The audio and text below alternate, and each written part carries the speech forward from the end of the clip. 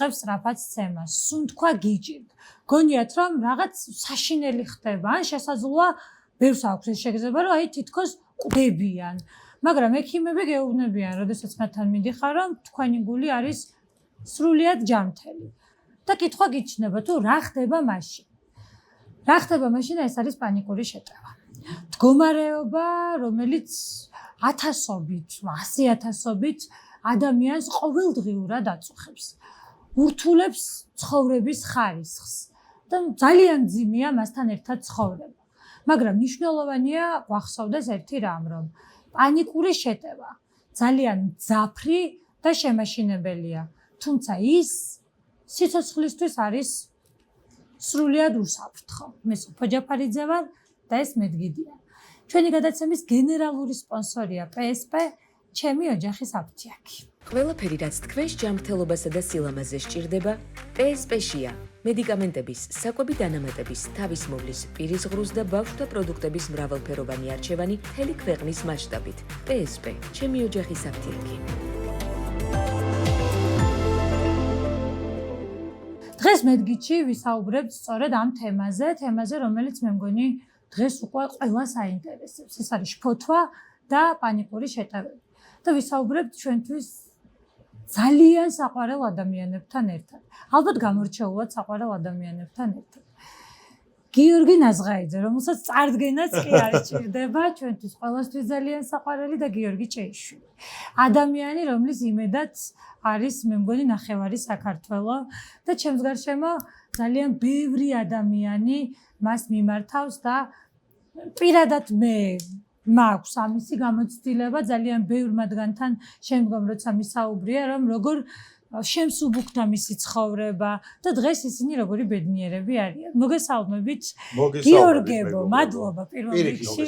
მადლობა რომ მომიწვიე და ზუსტად იმ თემით მომიწვიე, რაც ჩემი პრობლემაც იყო. კი, გადავლახე ეს პრობლემა, მაგრამ მაინტერესებს კი, და გიორგი, მე მგონი, მე არ მომისმენია იმის მიუხედავად, რომ შენ ძალიან აქტიური მაყურებელი ვარ და მე მგონი ამაში დარწმუნდი. მე არ მომისმენია არც ერთ გადაცემაში შენგან ამ თემაზე საუბარი და ჩემთვის მართლა სიურპრიზი იყო, როდესაც მითხარი, როგორი რთული პერიოდი გაიარე. ხონდა შფოთვები, პანიკური შეტევები და იყო შემთხვევა, როგორც თქვი, რომ პანიკური შეტევის დროს ერთი ნაწილი წამერთვა. მოდი მოგვიყევი. როგორი იყო პირველი პანიკური შეტევა, როცა არ იცოდი, რასთან გქონდა საქმე? იცი, პირველ რიგში დავიწყებ იმით, რომ ფიქრობ ხომ რომ საზოგადოებისთვის არ არის საინტერესო შენი ეს რაღაც პრობლემები. თქვენად ფიქრობთ, რომ ბევრს აქვს იგივე პრობლემა. არ მოვახუიო თავს და მეორე ეს დაიწყო მოულოდნელად ხელის ტკივილი დაიწყო. დამეწყო ხელის ტკივილი, გაუსაძლის იყო ეს ხელის ტკივილი ღამის საათებში და როდესაც მეძინა, ანუ აი ეს ხელი უნდა ყოფილიყო რაღაცა თავისუფალ მდგომარეობაში, რომ მე მგონა რომ ეს არის ტკივილი, რომელიც რაღაცა ტრავმიდან გამომდინარეა. თუმცა შემდგომ ამ ხელის ტკივილს გაყვა უკვე ფეხის ტკივილი. ნუ ამ ხარეს ფეხი და ხელის ტკივილი იყო, თან სადღაც დაახლოებით 2 თვის განმავლობაში გრძელდება. გამაყუჩებელს ვსვამდი, ყველაფერს ღებულობდი, რომ რაღაცნაირად შემემსუბუქებინა. არაფერი შედეგი არ ჰქონდა და ბოლოს ყველაზე მძიმე რაც იყო, ვისხედით მეგობრების სახლში, ყველა კარგ განწყობაზე ვართ. მეც მსუბუქად ვარ, ჩემთვის რაღაცა კომფორტულ მდგომარეობაში ვზივარ, ნახევრად წამოწოლ მდგომარეობაში და გრძნობ, რომ აი ფეხის თითები იწყებს გაბუჟებას და ფეხის თითებიდან ამოდის ხელზე. ანუ უпросто ფეხზე, ფეხიდან ამოდის ხელზე, მაგრამ როგორი მომენტია, იცი, ეს შევშინდი. მაგრამ ამის გაჟღერება მეგობრებისთვის, რომლებიც ერთობოდნენ და განწყობაზე იყო, ვიფიქრე, რომ ის გადამივლის, მაგრამ აი სრულად ფეხის, სხეულის ეს ნაწილი, სრულად ხელით რო წაიღო გაბუჟება, აი მან დამეწყო უკვე პანიკური შეტევა სრული და რო უნდა უთხრა ამ ჩემ მეგობრებს, ხვდები რომ ვერც ვამბობ, იმიტომ რომ სახის ნაწილიც წაიღო.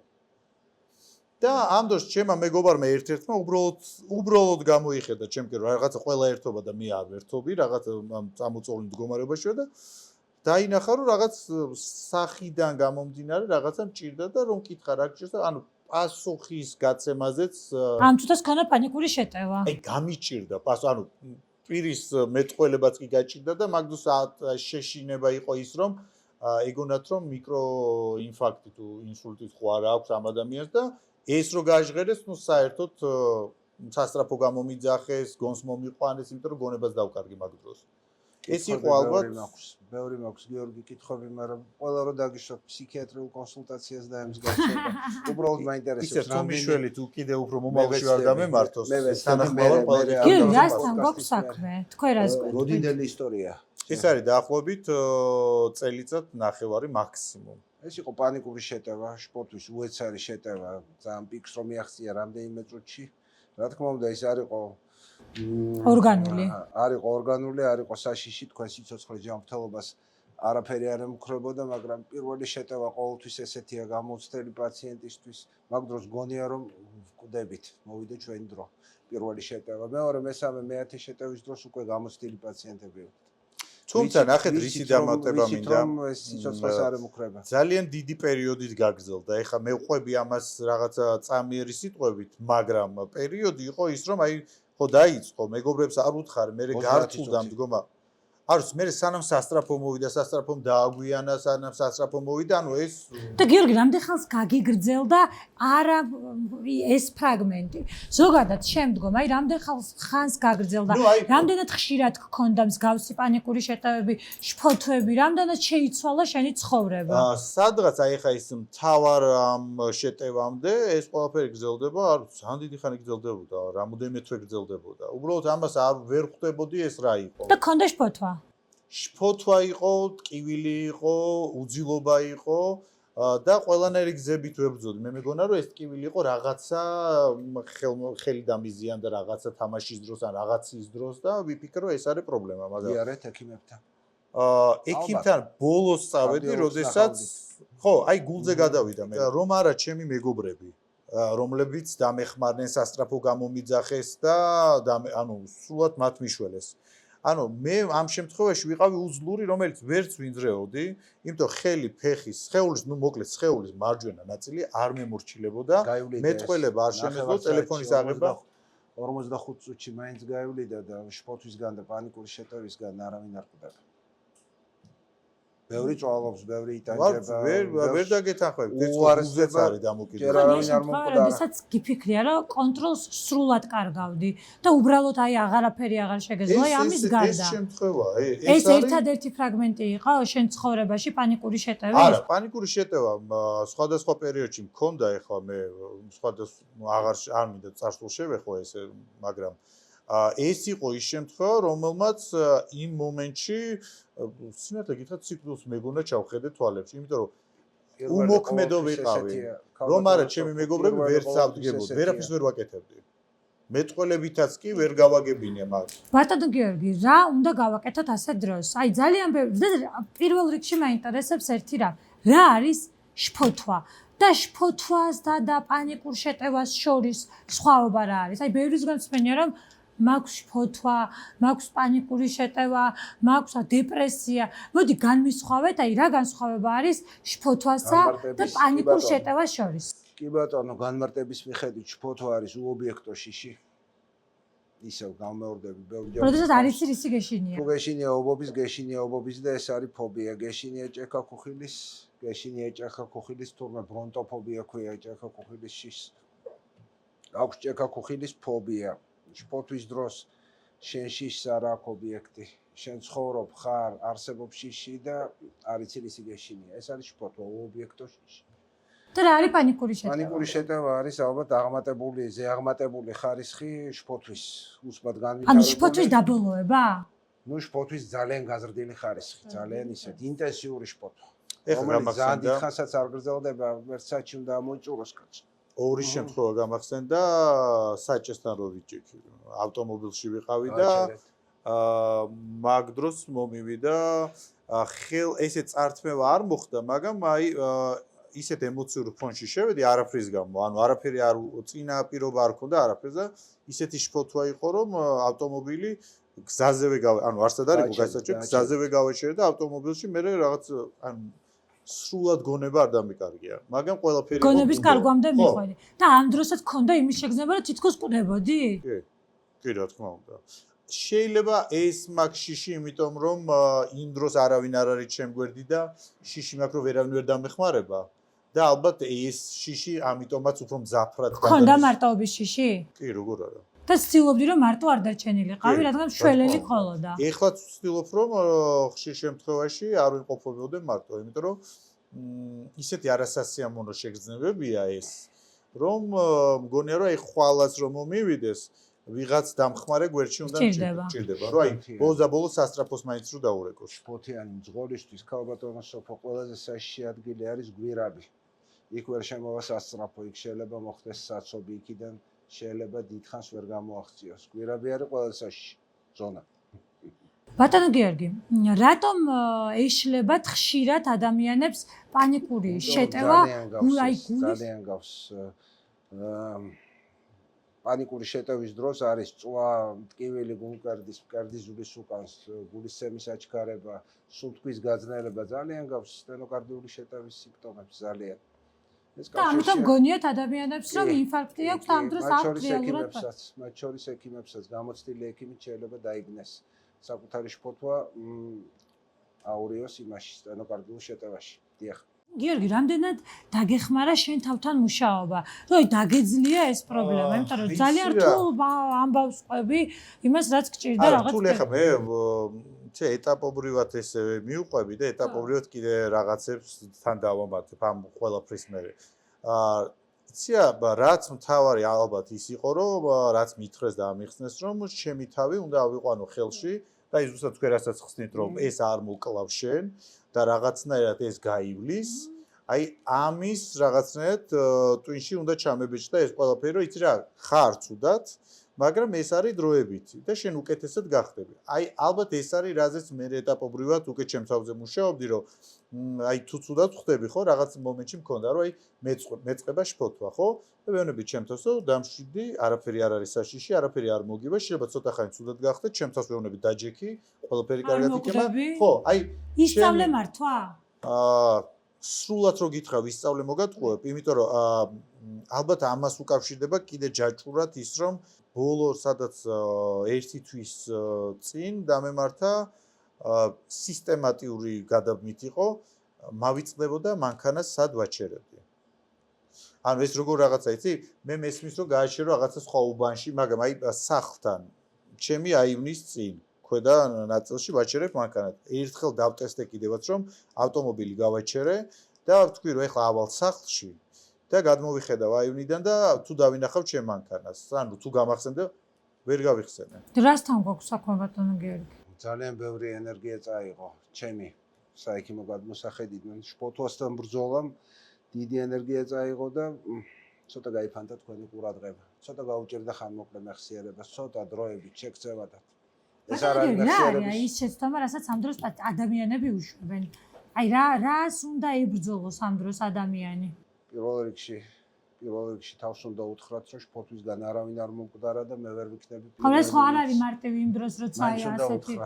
უნდა ჩავთვალოთ წარსული გამოცდილება, რომ ესეთი შეტევა იყო ადრეც, მანამდეც იყო ესეთი შეტევა და ის მადლობა ღმერთს სწრაფად ამოიწურა 45 წუთი 1 საათი მაქსიმუმ.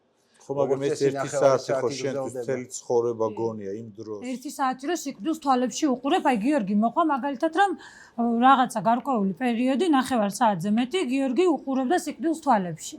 აი როგორ შეიძლება ამისი მართვა? ყველამ სუნთქვითი ვარჯიშები, რამოდენიმე წამით შევიკავოთ სუნთქვა და ნელა გამოუშვათ.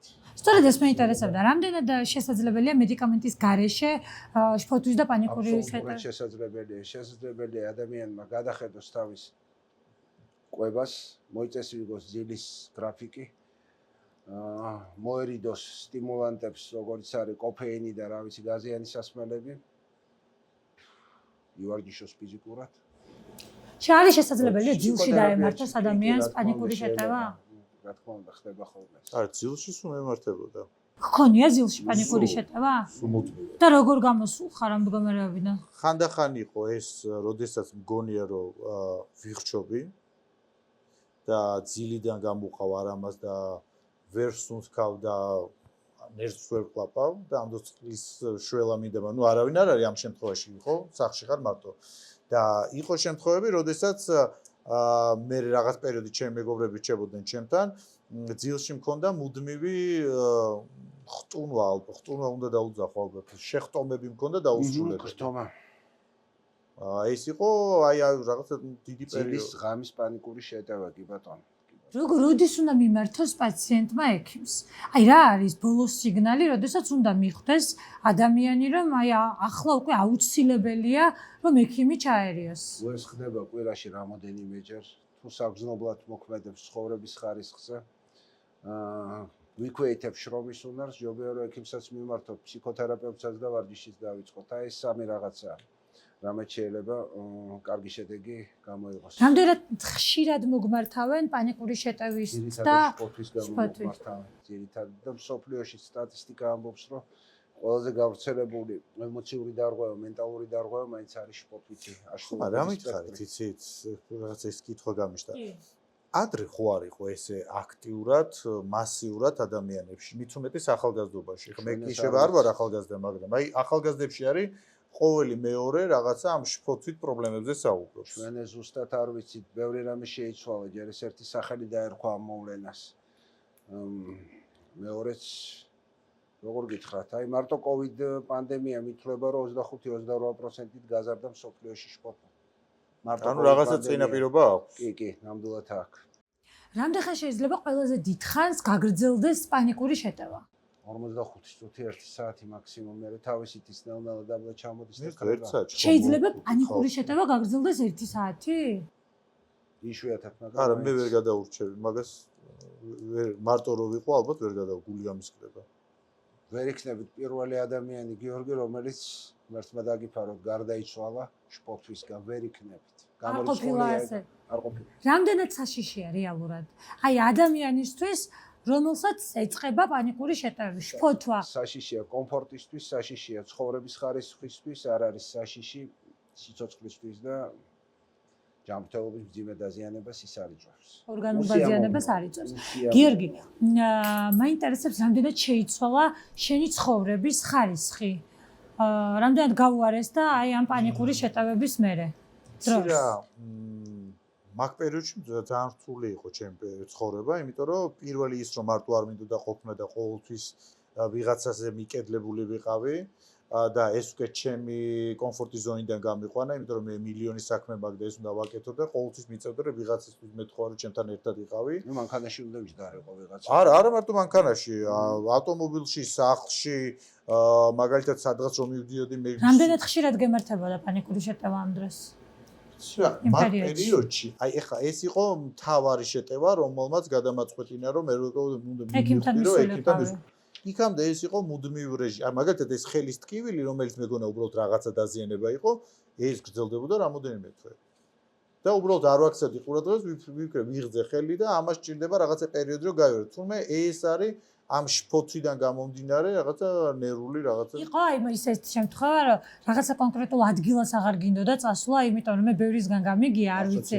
ხო, რომ რაღაცა ადგილი, რაღაც ადგილზე, სადაც დაგემართა ერთხელ, ან პირველად, ან თუნდაც არაპირველად პანიკური შეტევა, იქ აღარ გინდა მისვლა, იმიტომ რომ უკავშირებ იმ ადგილს. შიში გიჩნდება. აი ჩემ შემთხვევაში ესეა. იქ სადაც პანიკური შეტევა მქონდა და სადაც ეს ძაფრად იყო გამოვლენილი და შიში მქონდა იმის რომ ეხლა ვკვდები, იმ ადგილას მისვლა არ მინდა, იმიტომ რომ მგონია რომ იქ ისევ, ანუ რაღაცნაირად ვთვლი რომ ის არის ჩემთვის ცუდი ადგილი და იქ შეიძლება გამიმეორდეს ისევ. და ამას ყველა ვარიანტში თავს ვარიდებ. რამდენად გაახშირებულია გიორგი მწაღან კი ეკითხა, მაგრამ აი მაინც უფრო კარგად აი კონკრეტულად რო გითხრათ, ყველაზე ხშირად რა ჩივილით მოგმართავენ გარდა შფოთვისა? ნუ ეს ჩვეულებრივი შფოთვა გასაგებია, რომ მე მგონი ყველას აქვს, ჩემ გარშემო მართლა ყველას აქვს თითქმის. ძირითადი მომართვიანობის მიზეზი სოფო არის შფოთვა. რაგასხავება შფოთვასა და დეპრესიას შორის, აი ესეც ბევრს უჭირს ამის დიფერენცირება. როგორც წესი ისინი ჩაკიდებულები დადიან და შფოთვას როგორც წესი ახლავს ცოტაოდენი დეპრესია და დეპრესიას აუცილებლად ახლავს შფოთვა, მაგრამ დეპრესია განმარტების მიხედვით არის მყარად დაქვეითებული გუნებგანწყობა. შეიძლება შფოთვის გარეშე იყოს. კურნალობის დაწყებიდან აი რამდენ ხანში თავისუფლდებიან ადამიანები ამ პრობლემისგან? დაახლოებით, ახლა ინდივიდუალურია. მედიკამენტური მედიკამენტური და ფსიქოთერაპიას.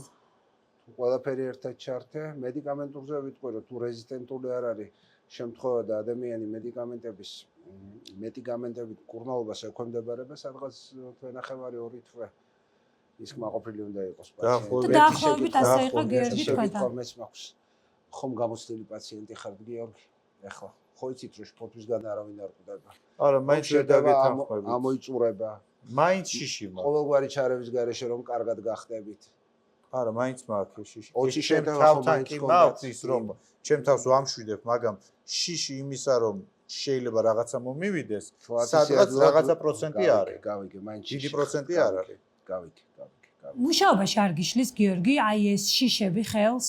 მე საერთოდ მგონია რომ ჩემა გადატვირთულმა ცხოვრების გრაფიკმა გამოიწვია ეს შფოთვები, ამას უკავშირებ, იმიტომ რომ მუდმივად აქტიური რო ხარ ადამიანი, მუდმივად რაღაცა სტრესის ქვეშ რო ხარ, მუდმივად რაღაცაზე ფიქრობ, ნერვიულობ, მგონია რომ აი ამ ყველაფერმა, იმიტომ რომ არ იყო ჩემ ცხოვრებაში ამ ეტაპზე ისეთი რაღაცა ტრაგიკული რაღაც მოვლენა ან რაღაცა. განსაკუთრებული სანერვიულო არ გქონია, რომ ეს გამოეწვია. უფრო მგონია რომ ეს არის აი ჩვენი ცხოვრების რიტმიდან გამომდინარე ადამიანი რომ ვერ ახერხებს თავის თავთან დარჩენას მარტო შვიდად ყოფნას და სხვადასხვა მილიონი პრობლემა ჩვენ გარემოცვაში რაც არის, აი ეს მგონია რომ იწვევს ამ ყველაფერს. ესე მგონია მე. ბატონო გიორგი, თუ არსებობს ემოციური წნევა, ან ძალიან ბევრისგან გამიგია რომ აქვს მაღალი წნევა და ეს ყოფილა უთქვამთ რომ ეს იყო ემოციური.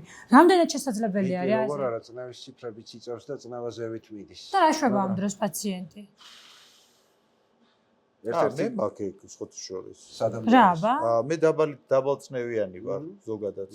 და როდესაც მაქვს ემოციური ფონი, რაღაცაზე ვინერვიულე, რაღაცა მქონდა დიდი საქმე და დავიღალე, მაგ დროს მეწყება, ну პირველი სიმპტომი უკვე ზეპირად ვიცი. თვალების გვერდიდან მეწყება აჭრელება. რაც უკვე ხვდები რომ წნევა მაქვს დავარდნილი და ისე მივარდება ეს წნევა რომ აი სასტრაფო უნდა გამომიძახონ, თორე სხვა არაფერი არ მშველის ამ დროს. როგორც წესი ზევით მიდის ხოლმე ეს წნევა. ხო, მე პირიქით მაქვს, მუდმივად სულ დაბალზე მივარდება. შეიძლება შფოთვისგან დაბალი წნევაც კი ბატონო, ეგეც უფრო ხშირია. აი თუ არის შფოთვისგან გამოწვეული მაღალი წნევა. რა შვება ამ დროს პაციენტი? როგორ უნდა განვასხვაოთ? ეს არის უნდა მიიღოს წნევის დამწევი, მაგრამ შეიძლება დამშვიდებელი წამალიც იმ მომენტში მიიღოს. აი ეს არის ძალიან საინტერესო. როგორ უნდა განვასხვაოთ შფოთვისგან გამოწვეული მაღალი წნევა ორგანულ მაღალი წნევისგან? უბრალოდ მაქსიმალურად ვცდილობ რომ მაყურებლისათვის გასაგებ ენაზე დავსვათ. თერაპევტების, ინტერნისტების სიტყვა არის გადამწყვეტი. თუ გამოკლეულია კარგად გული და გული ჯანმრთელია, თუ არ არის თირკმელების პათოლოგია ან რაიმე სხვა ფიზიკური პათოლოგია და პაციენტს მაინც უწევს წნევა, მაშინ მაღალი ალბათობით შეიძლება ვთქვათ, რომ ეს არის ემოციებით განპირობებული წნევა. რა თქმა უნდა, წნევის დამწევის, მაგრამ ჩვენი წამლებით საჭირო ამ დროს. გიორგი, დიდი ხნის განმავლობაში და ახლაც მეტნაკლებად საქართველოში ერთგვარი სტიგმა არის ფსიქიატრთან ვიზიტი. აი, როდესაც გადაწყვეტა, რომ ფსიქიატრთან უნდა მისულიყავი. რამდენად გქონდა შენც ეს განცდა, რომ აი ზოგს აი ცოტა ისე ჟარგონულად ვიტყვი, უტყდება ფსიქიატრთან მისვლა. რამდენად გქონდა შენ ეს? ზოგადად ადამიანებსაც მინდა მიმართო, როდესაც რაიმე პრობლემა აქვს, მარტო ფსიქიატრთან არ არის, სხვადასხვა რაღაცებზეა, როდესაც ადამიანები ვერ მიმართავენ ექიმს, აი ეს სტიგმა, რომელიც რაღაცა კომპლექსი რო ვთქვა.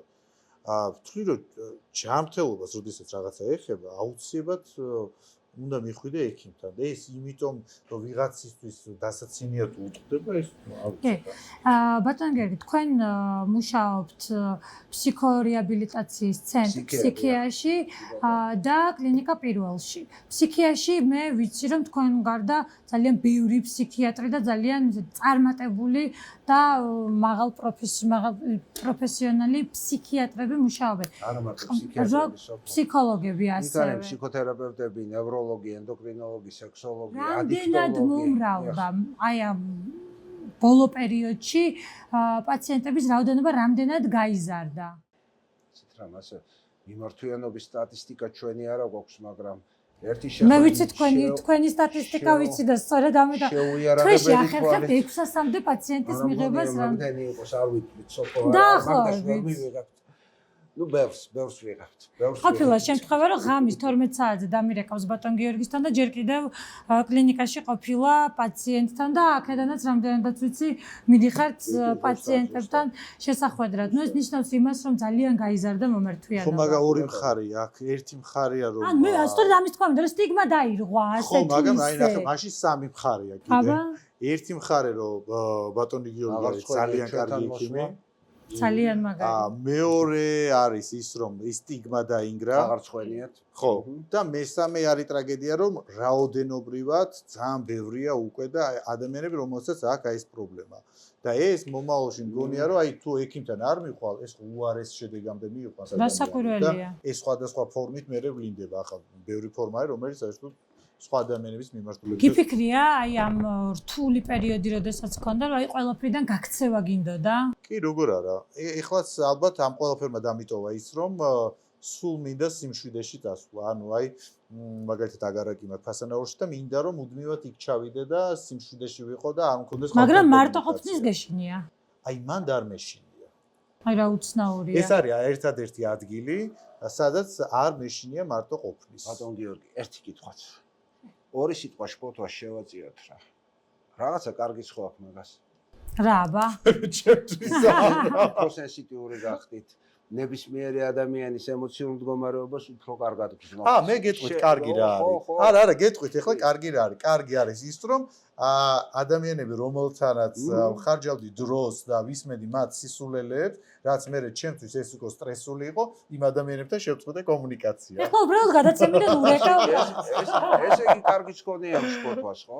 სხვა ადამიანის როგორ მდგომარეობას წარმოუდგენელია ბატონო გიორგი რომ გიორგი ნაზღაიძე რომელიც რა ვიცი ალბათ ასოცირდება პოზიტივთან მხიან რაღაც აი ყველაფერთან ისე ნათელთან და კარგთან აი ამ ხელა პრობლემით გიცხოვრია მართლა წარმოუდგენელია ჩემთვის იმიტომ რომ მე პირადად ცუდ ხასიათზე რო ვარ აუცილებლად შევდივარ შენ YouTube არხზე და ვთავდობ დგები კარგ ხასიათზე ძალიან დიდი ძალისხმევა ჭირდება ალბათ ამას რომ შეძლო რომ აი ასეთი ძლიერი იყო რამ გაგაძლიერა და ოჯახის ჩართულობას რამდენად დიდი მნიშვნელობა აქვს აი ამ უკვე აი რეალურად გამაძლიერა და ამ ცხოვრებაში ოჯახმა. აი ზუსტად ეს მე. ოჯახი არის ჩემთვის თავარი ალბათ ყველაფერი. რომ არა ოჯახი მე არ ვიქნებოდი ის რაც ვარ. რომ არა ოჯახი მე ვერ დავძლებდი მაგალითად ძველ სხვადასხვა ჯანმრთელობის პრობლემას. მე რომ არა ოჯახი მე არ ვერ შევძლებდი იმას რაც გავაკეთე. ოჯახი არის ყველაზე დიდი ძალა. ჩემ შემთხვევაში ესეა და ზოგადად ყველასთვისაც ესე არის. ოჯახი დაგეხმარა იმაში რომ შენ ამ მდგომარეობიდან დაგეძვრინა თავი. და მეგობრები. მეგობრები. ხო. მეგობრები, რომლებიც მართლა ესე გვერდში მედგნენ ბოლომდე და რაღაც შფოთვითი აშლილობების დროს ბატონო გიორგი გამიგია რომ ადამიანებს აქვთ აი აკვიატებული ადამიანიც ყავთ რომელთანაც კარგად გრძნობენ თავს და ასევე მეორე მხრიდან აკვიატებული ადამიანი ყავთ რომლის დანახვაც მათ თითქოს რაღაცა შფოთვას უმატებს მართლა აბა მაშინ პირდაპირ მოყევი მე მყავს აკვიატებული რამოდენიმე მეგობარი რომელიც ენერგეტიკულად მავსებენ დადებითად და აი ამ შფოთვების შემდგომ აი რო ვთქვი რომ არ მაქვს კომუნიკაცია არიან ადამიანები რომლებთანაც აღარ შემიძლია კომუნიკაცია და ყველას ვეუბნები აღარ მავალ ამას ამ ადამიანებს არ ვეუბნები ესე კარგ პოზიტიურ კეთილ ადამიანებთან დაგაახლოვდათ და შემთხვევით ხალხთან დაგაშორდეთ თუმცა იძულებული ხარ იმიტომ საერთო გარემოცვა არის ეს და იძულებული ხარ ამ ადამიანთანაც იკონტაქტო ხო მაგრამ ჩემ მეგობრებს მის მეგობარს მაგალითად ვაფრთხილებ ყოველთვის რომ ჩემი ძალიან დიდი თხოვნაა ეს ადამიანი თუ იქნება იქ უბრალოდ არ ვერჩი არაფერს ახლა არაფერი არ არის კვეთა მაგრამ ჩემზე ცუდად მოქმედებს მისი ენერგეტიკა ზუსტად ვიცი რომ მასთან საუბრის მერე მე ვიქნები ფსიქოლოგიურად ჩამოშლილი და შეიძლება მერე გამოიწვიოს ჩემ მომდევნო შფოთვითი რაღაცა შეტევა ყველაფერი რაც თქვენს ჯანმრთელობასა და სილამაზე სჭირდება PSP-შია მედიკამენტების, საკვები დანამატების, თავისმოვლის, პირისღრუს და ბავშვთა პროდუქტების მრავალფეროვანი არჩევანი მთელი ქვეყნის მასშტაბით. PSP, ჩემი ოჯახის აფთიაქი. ყვებას რამდენად უკავშირებ აი ამიტომ ბევრს ესეც უთქვამს რომ აი ეს ყვებითი აშლილობების დროს ან რაღაც აი ყვებასთან დაკავშირებული პრობლემების დროს ხშირად ემართება ვერ გეტყვი რა ყვების შემთხვევაში რომ აი გაზიან სასმას ერთადერთი არის უშაქრო ერთადერთი რაღაც გაზიანი სასმელი რომელსაც ღებულ უფრო უბრალოდ სითბო ვიგრძნო, სხვა რაღაცებს არ ვღებულ, ალკოჰოლს ესე დიდად არ ვღებულობ. ერთადერთი ალბათ ძილი, ჩემი ცხოვრების ტემპიდან გამომდინარე ძილია, რაც ძალიან ცოტაა ჩემ ცხოვრებაში. მეც ვკითხავ რა. კი. ალკოჰოლთან შეცვალოთ თქვენი დამოკიდებულება თქვენმა შფოთმა. შეამცირეთ დოზა. არა მიყვარს ალკოჰოლი, უბრალოდ არ ხშირად შეამცირეთ? არა, ისე შემცირებულია, ჩემი ცხოვრებიდან გამომდინარე, რაც მუდმივად საჭესთან ვარ, მუდმივად გადაღება მაქვს, ალკოჰოლს ვერ ვღებულობ. კოფეინი, Red Bull-ი, გაზიანი სასმელები. ესენი ისე ჩახსნილი მაქვს. ძალიან დავტოვ ერთადერთი უშაქრო გაზიანი სასმელი, ისიც რომ აი სითკბოს მომენტი რომ მაქვს, რომ მინდა, რომ ეს მივიღო და ვიცი რომ იმაზე ნაკლებად საზიანოა, მაგრამ ეს ხშირი დალება არა. ხალხი ვიცი რომელმაც შფოთვის გამო დაანება თავის მას. ბევრი ვიცი ასეთი, რომლებიც შეწყვეტა ნარკოტიკის მიღება, რომლებიც დაიწყეს ვარჯიში და ნარკოტიკს არ ვღებულობ. არც დარწმუნებული ვარ მაგაში, რა თქმა უნდა, ზოგადად ვამბობ, დაიწყეს ჯანმრთელი ცხოვრება, უფრო ფიზიკურად აქტიური და უფრო გაიზარდნენ. ასე რომ ისე იგივესკენ მიმყავს ჩვენი ბატონო, საუბარი. თქვენ გამბერჯერ გამიგია გადაღლის სინდრომი. ასეთი ეს არ ვიცი დაავადება არის თუ უბრალოდ მდგომარეობა, რაღაცა დაღლილობის სინდრომი თუ დაავადება არ არის, ეს უბრალოდ მდგომარეობაა, თუ ძალიან ბევრს ვიმუშავებ და შრომის იგენეს შეიძლება ამანაც გამოიწვიოს შფოთვები. ამანაც მოახდინა შფოთის ჩემ შემთხვევაში მგონია რომ ეს არის. ეს თავარი მიზეზი იყო ეს. აი გადამწვა ამ ყველაფერმა და მე შემდგომ გამოიწვია სტრესი, აღიზიანება, რაღაც აგრესია და პლუს დამატებით ის ადამიანები, რომელიც არ ქსიამოვნებს და იმათ უნდა მოусმინო კიდე და ალბათ ამან ჩამომშალა. ბევრჯერ გამიგია რომ აი თავბრუ მეხვევა, всё, აი ინსულტი მაქვს, ეხლა წავიქცევი, აი ძალიან ბევრ ჩემ გარშემო მყოფს, აი ეს თავბრუს ხვევა ამ დროს. ყველაზე ხშირი რაღაცა ესეთი ჩივილი მე მგონი თავბრუს. ეს თავბრუს ხვევა არის შეგრძნება. როგორც წესი ფეხი არ ეშლება და არ ვარდებიან მაგ დროს პაციენტები არც კედელს არ. ანუ ეს არის ჭეშმარიტი თავბრუს ხვევა. ნუ კი თავბრუს ხვევა სუბიექტურ დონეზე რა თქმა უნდა განიცდის ამას ცალსახად, მაგრამ ფიზიკური საფუძველი ამას არ აქვს, ისე ვიქამდე მივდივარ. და რომელიც ვერ შეუქმნის ვერანაირ პრობლემას. სხვათა შორის ერთი რაღაც მინდა კიდე დავამბატო.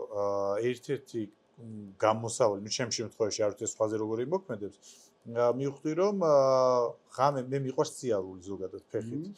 და ღამის საათებში ესე ძაღლი გამომყავდა ვსეინობდა იმ პერიოდში, როდესაც მქონდა შფოთვითი პერიოდები, როდესაც გამოვდიოდი ქუჩაში ღამით, მარტო და ისე ჩემთვის ვსეინოდი, ამ დროს ეს შფოთვა სადღაც მშვიდდებოდა. და მივხვდი რომ აი ეს სიარული ფიზიკური აქტივობა. ხო, თუ შეიძლება ფიზიკური აქტივობა ხა ტრენაჟერის დარბაზში ვერ დავდიო მეზარება ძალიან.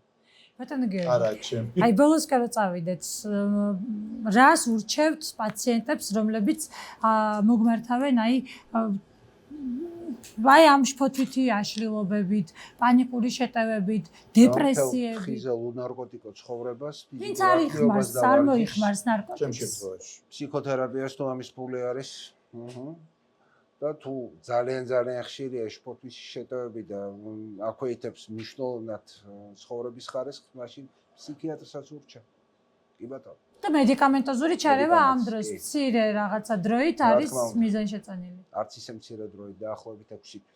დაახლოებით 6 თვით. და მოდი ისიც უთხრათ ბოლოს პაციენტებს, რომ ძალიან ბევრისგან ასევე გამიგია, რომ დაიწყეს კურნალობა გახდნენ კარგად და ესე უცებ რადიკალურად წყვეტენ კურნალობას. რამდენად აქვს თავისი ვადები, თუ ვიწყებთ ანტიდეპრესანტით კურნალობას, ჯობია რომ ეს იყოს მინიმუმ 6 თვე. და დანებებაც უნდა იყოს ეტაპობრივი. შანსი, რა თქმა უნდა, ეს არის შანსი იმისა, რომ პაციენტი განიკურნება და მას აღარ დაჭირდება დარჩენილი ცხოვრება წამალი. გიორგი, რას ურჩევ იმ ადამიანებს, რომლებსაც აქვთ ეს შფოთვა, პანიკური შეტევები, რაც გაიარე შენ და რაც გაიარე დაახლოებით 6 თვის განმავლობაში მე რამდენადაც ვიცი.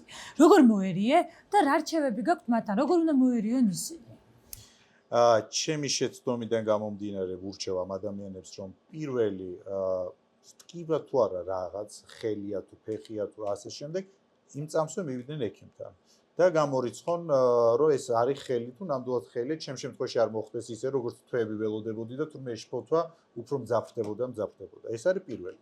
მეორე, თუ სჭირდებათ ფსიქოლოგი, ფსიქიატრი და ასე შემდეგ, ეს კომპლექსი უნდა მოიხსნას ადამიანმა პირველ რიგში, იმიტომ რომ ჩვენ არ ვცხოვრობთ რაღაცა გამოქვაბულში, რომ რაღაცა ვიღაცის კომპლექსი. ჩემ ჯანმრთელობას ეხება და არა მაგალითად შენსაც, ხო?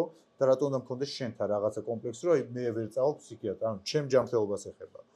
მეორე მგონია რომ უნდა შეეცადონ ადამიანები რომ გამოყონ აი როგორც ექიმმა აღნიშნა აი ჩამონათვალი თუ ვერ ვარჯიშობ მაგალითად სპორტ დარბაზში ჩემსავით ფეხით ისეინან თუ მაგალითად გადატვირთული პერიოდი შეეცადო რომ ის ადამიანებთან კონდეს კომუნიკაცია ვინც ქსიამონებს ან ცალკე გახვიდე ბუნებაში შენთვის მშვიდად და მგონია რომ ძილს აკიდე მნიშვნელობა ძალიან ნუ კვებას აღარ ვიძახებ და კვებას აქვს ყველაზე დიდი მნიშვნელობა ჩემი აზრით იმიტომ რომ ყველა ორგანიზმი სხვადასხვანაირია ამ ცხილოვანზე გაზიანზე და ყველაფერი ზომიერად უნდა იყოს. გიორგი, ახლა რაიმე მედიკამენტს იღებ? ახლა არაფერს არ ვღებულობ.